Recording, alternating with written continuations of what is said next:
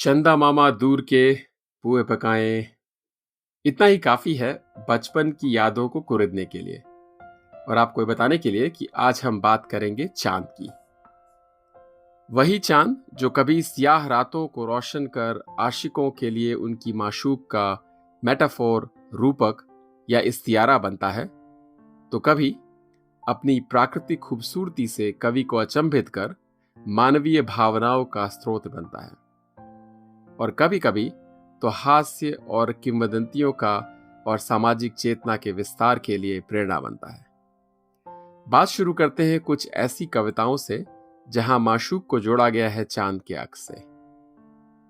इद्रिस आजाद ने कहा, ईद का चांद तुमने देख लिया, चांद की ईद हो गई होगी। शायर है इद्रिस आजाद। क्या बात है। और इफ्तिकार नसीम साहब आगे बढ़ के कहते हैं, उसके चेहरे की चमक के सामने सादा लगा, आसमां पे चांद पूरा था मगर आधा लगा।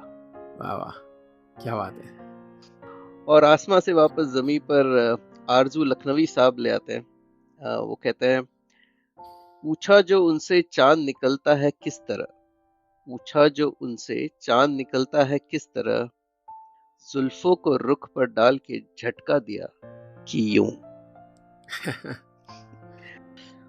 और इब्ने इंशा की एक मशहूर गजल है जिसे गुलाम अली जी ने आवाज दी है और ये काफी खास है। कल 14वीं की रात थी, शब भर रहा चर्चा तेरा, कुछ ने कहा ये चांद है, कुछ ने कहा चेहरा तेरा। हम भी वहीं मौजूद थे, हमसे भी सब पूछा किए, हम हंस दिए, हम चुप रहे, मंजूर था पर्दा तेरा। वाह वाह, वाह वाह। चांद कभी माशूका का चेहरा बनता है तो कभी विरह का साथी। आइए सुनते हैं कुछ ऐसे ही बोल बशीर बद्र की सीधी जुबां की एक गहरी गजल। मुझसे बिछड़ के खुश रहते हो, मेरी तरह तुम भी झूठे हो। एक टहनी पर चांद टिका था, मैं ये समझा तुम बैठे हो। उजले उजले फूल खिले थे, बिल्कुल जैसे तुम हंसते हो। मुझको शाम बता देती है, तुम कैसे कपड़े पहने हो। तुम तन्हा दुनिया से लड़ोगे, बच्चों सी बातें करते हो। बशीर क्या बद्र। बात है, वाह। मखदूम मयूद्दीन की एक गजल थी जो 1978 की फिल्म गमन में आप सबने सुनी ही होगी। कई गायकों ने इसे अपनी जुबान दी है और एक मीठा सा दर्द है जो घर कर जाता है। आपकी याद आती रही रात भर, चश्मे नम मुस्कुराती रही रात भर। आहा। रात भर दर्द की शमा जलती रही, गम की लौ थर थराती रही रात भर। बांसुरी की सुरीली सुहानी सदा, याद बन बन के आती रही रात भर। याद के चांद दिल में उतरते रहे, चांदनी जगमगाती रही रात भर। कोई दीवाना गलियों में फिरता रहा, कोई आवाज आती रही रात भर। आहा, बेहतरीन। मखदूम जी के इंतकाल के बाद फैज ने उनकी याद में एक गजल लिखी थी जिसका पहला शेर यही था, आपकी याद आती रही रात भर, चांदनी दिल दुखाती रही रात भर। और इसी गजल का आखिरी शेर था, एक उम्मीद से दिल बहलता रहा, एक तमन्ना सताती रही रात भर। वाह वाह, क्या बात है। चलिए इसी दर्द को थोड़ा और टटोलते हैं बशीर बद्र के बोल के सहारे। वो चांदनी का बदन खुशबुओं का साया है, बहुत अजीज हमें है मगर पराया है। उतर भी आओ कभी आसमां के जीने से, तुम्हें खुदा ने हमारे लिए बनाया है। महक रही है जमीन चांदनी के फूलों से, खुदा किसी की मोहब्बत पे मुस्कुराया है। क्या बात है। उसे किसी की मोहब्बत का एतबार नहीं, उसे जमाने ने शायद बहुत सताया है। तमाम उम्र मेरा दम उसके धुएं से घुटा, वो एक चिराग था मैंने उसे बुझाया है। क्या बात है, वाह, बहुत बढ़िया। और चांदनी और इंतजार, साहिर साहब के शब्दों में सुनिए। चांद मध्यम है, आसमां चुप है, नींद की गोद में जहां चुप है। दूर वादी में दुधिया बादल झुक के पर्वत को प्यार करते हैं।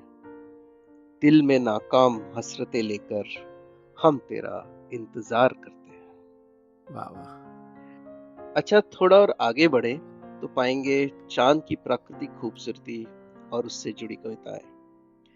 चांद की अद्वितीय सुंदरता ने सदियों से कवियों को प्रेरित किया है। उसकी रजत किरणें, मध्यम रोशनी और बढ़ती घटती चंचल काया ने हमेशा कवियों में कल्पना का संचार किया है। आइए सुने कुछ ऐसी कृतियां। चारु चंद्र की चंचल किरणें खेल रही है जल थल में, स्वच्छ चांदनी बिछी हुई है अवनी और अंबर तल में। वाह वाह। पुलक प्रकट करती है धरती हरित तृणों की नोकों से, मानो झिम रहे हैं तरु भी मंद पवन के झोंकों से। वाह।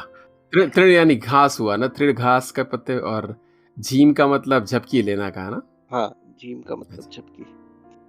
तो फिर से एक बार, चारु चंद्र की चंचल किरणें खेल रही है जल थल में, स्वच्छ चांदनी बिछी हुई है अवनी और अंबर तल में।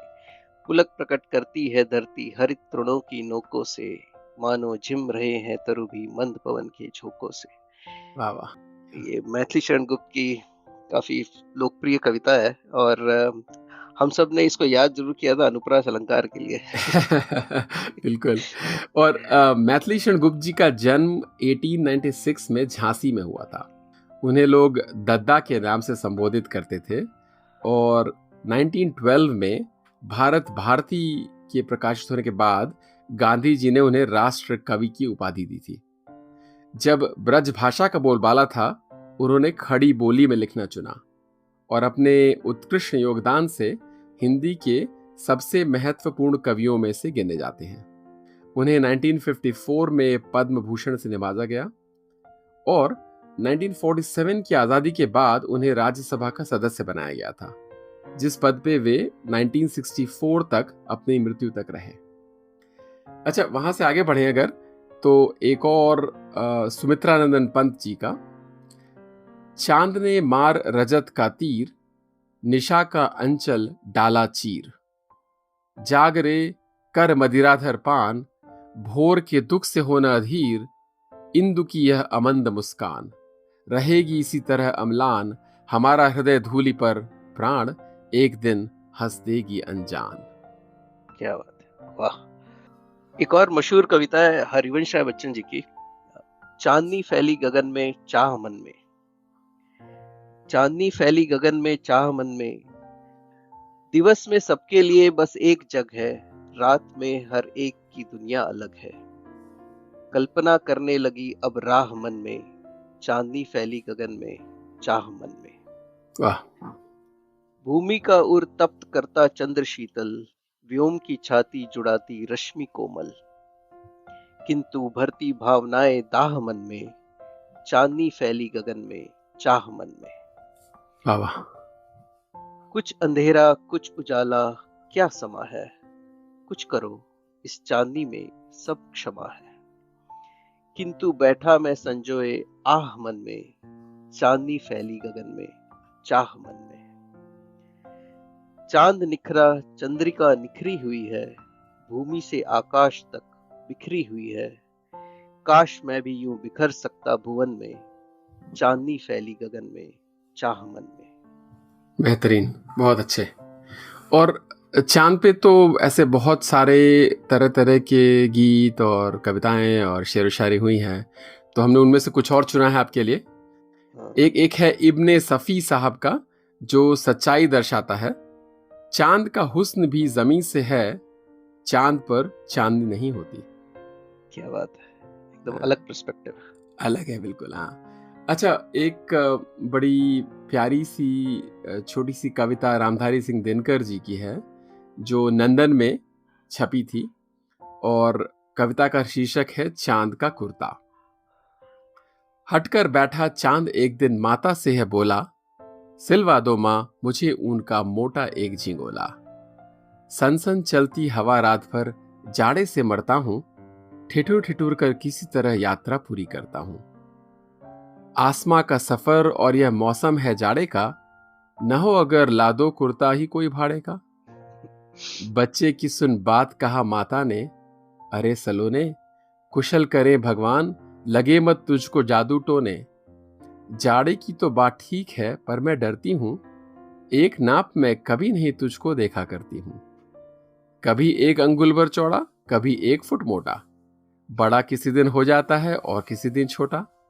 घटता बढ़ता रोज किसी दिन ऐसा भी करता है, नहीं किसी को भी आंखों से दिखलाई पड़ता है।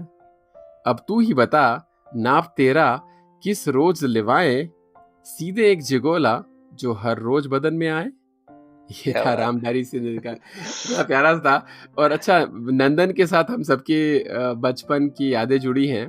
बहुत दिनकर ज्यादा। जी की एक कविता नंदन में प्रकाशित हुई थी, जो नंदन पत्रिका करीब 55 वर्षों तक बच्चों का दिल बहलाती रही और अंततः 2020 में कोविड के मार के चपेट में आ गई और हिंदुस्तान टाइम्स ग्रुप ने उसे बंद कर दिया। आप में से कुछ लोग शायद ये नहीं जानते होंगे कि नंदन की शुरुआत 1964 में पंडित जवाहरलाल नेहरू ने की थी। नवंबर में जब तक पहले अंक का प्रकाशन हुआ, तब तक नेहरू जी चल बसे थे, लेकिन मुखपृष्ठ के फोटोशूट पहले ही हो चुके थे और पहला अंक ही उनकी श्रद्धांजलि बन गया। ये नहीं पता था। ये एक चाचा नेहरू की कहानी है।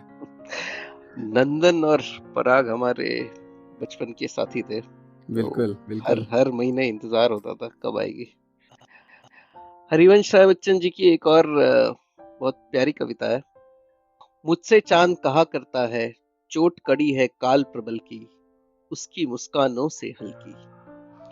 राजमहल कितने सपनों का पल में नित्य ढहा करता है, मुझसे चांद कहा करता है। तू तो है लघु मानव केवल, पृथ्वी तल का वासी निर्बल। तारों का असमर्थ अश्रु भी नभ से नित्य बहा करता है, मुझसे चांद कहा करता है।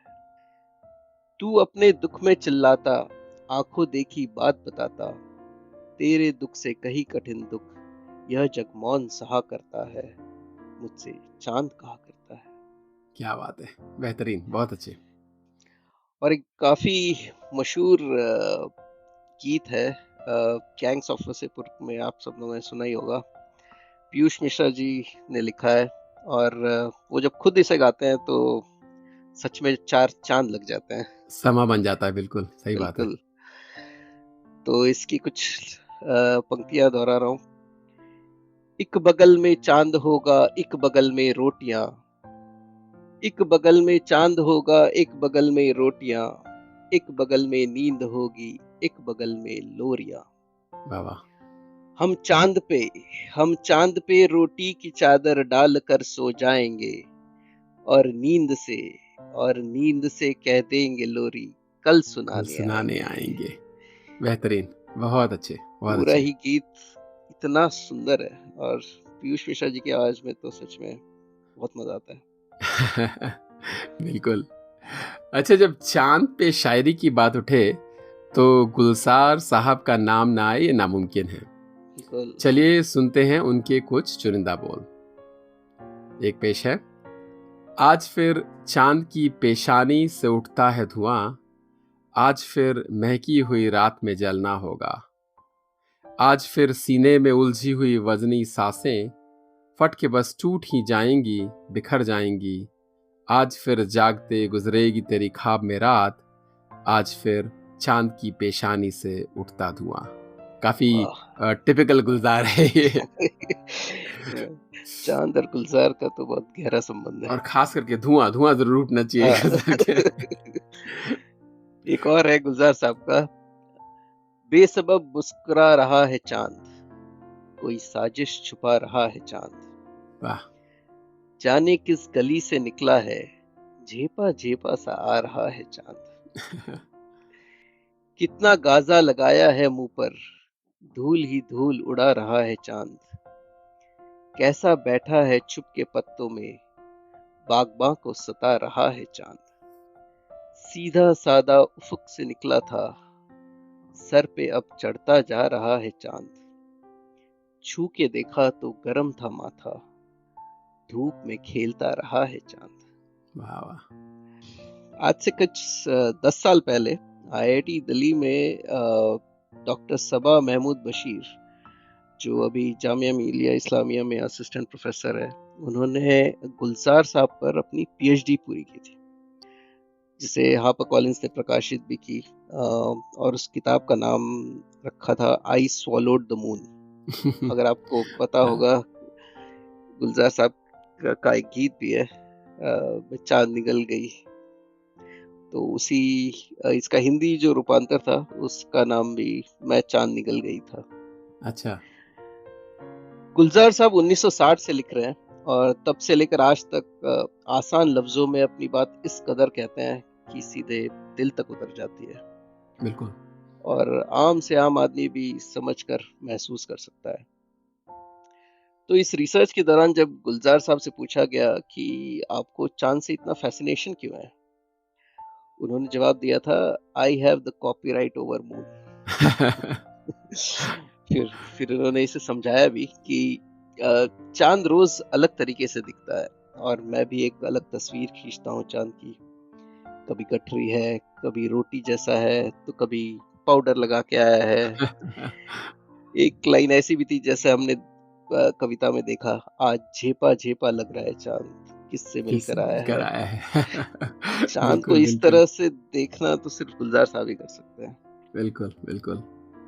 अच्छा, गुलजार साहब ने पानी पर, आंखों पर, ना जाने कितने विषयों पर कविताएं लिखी होंगी, पर चांद हमेशा से उनके लिए काफी खास रहा है। बिल्कुल। गुलजार साहब ने कविता की एक नई विधा भी दी है, जो शायद लोगों ने पढ़ी होगी इसके बारे में। इसे त्रिवेणी कहते हैं। जैसे शेर में 2 मिसरे होते हैं, त्रिवेणी में इसकी जगह पे 3 होते हैं, और तीसरी पंक्ति जो है वो कविता के अर्थ को बिल्कुल एक नया आयाम देती है। तो आइए कुछ त्रिवेणी ऐसी हैं जो चांद से जुड़ी हैं, तो वो सुनते हैं। माँ ने जिस चांद सी दुल्हन की दुआ दी थी मुझे, आज की रात वह फुटपाथ से देखा मैंने, रात भर रोटी नजर आया है वो चांद मुझे। वाह। एक और, सारा दिन बैठा मैं हाथ में लेकर खाली कासा, कासा यानी भिक्षा पात्र। सारा दिन बैठा मैं हाथ में लेकर खाली कासा, रात जो गुजरी चांद की कौड़ी डाल गई उसमें, सूदखोर सूरज कल मुझसे ये भी ले जाएगा। वाह, क्या बात है। बेहतरीन, मजा आ गया।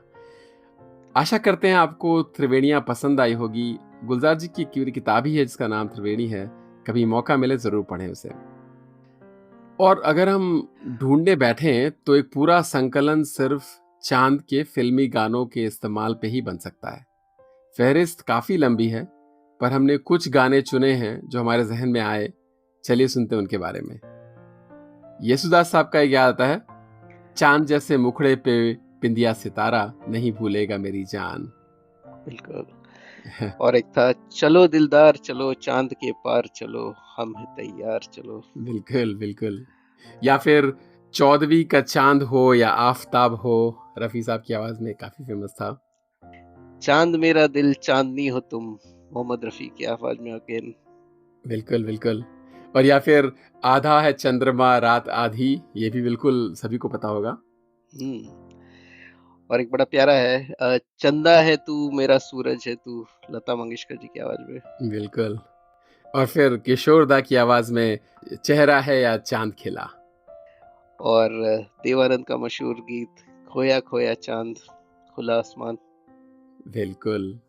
और फिर जरा हाल का है ये, चंदा रे कभी तो जमी पे आ, बैठेंगे बातें करेंगे। मेरे ख्याल से रहमान साहब का है ना इसमें म्यूजिक। हाँ बिल्कुल। और सबसे फेमस जो गाना है, चंदा मामा सो गए सूरज चाचू जागे, देखो पकड़ो यारो घड़ी के काटे भागे। भागे। बेहतरीन, बहुत अच्छे, तो मजा आ गया। आज के लिए बस इतना ही। मैं हूं अनूप और मैं अमोल। आप सुन रहे थे अनमोल बोल। अनमोल बोल। एक बगल में चांद होगा, एक बगल में रोटियां, एक बगल में चांद होगा, एक बगल में रोटियां, एक बगल में नींद होगी, एक बगल में लोरियां, हम चांद पे